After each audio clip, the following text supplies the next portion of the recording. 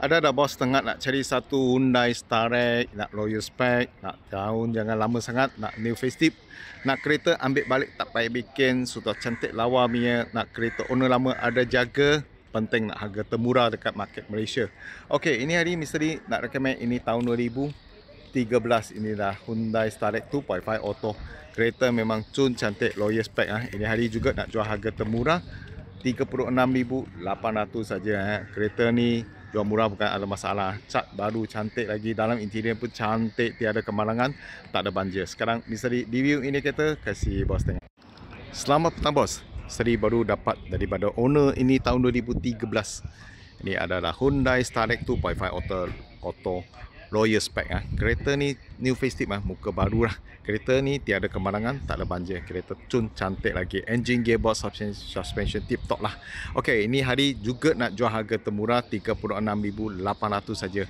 Ini kereta boleh buat full loan ah. Kalau buat full loan tak jejak 1,000 lah, bayar selama 5 tahun saja Kereta memang cun cantik. Lampu kiri kanan depan belakang semua elok lagi. Grey besar ni macam baru lah, lawa-lawa lagi Kereta cat baru baru siap Mr. Lee baru buat lah. Skirting ada.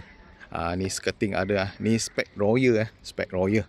Kereta tahun 2013 Hyundai Starex, seat 12 kalau family besar pakai sesuai lah, jalan jauh.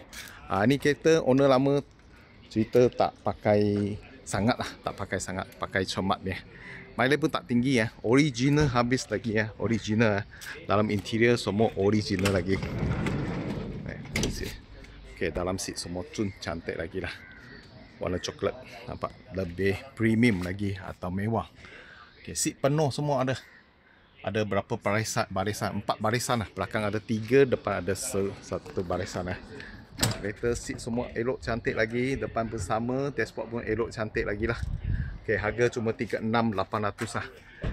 Kereta tak pakai sangat mileage pun tak tinggi, 160 lah. 160 saja, tak pakai sangat. Engine, gearbox, suspension tak ada masalah. Turbo engine cantik cun-cun lagi Engine tak ada masalah, start terus boleh jalan dia. Yang selalu Starex banyak yang engine selokong dia Okey, ini tak ada memang cun cantik lagi. Kalau bos mau ini kereta, datang jumpa Mr. Lee, 36,800 sajalah. Buat full loan tak jejak 1,000, bayar 5 tahun lah.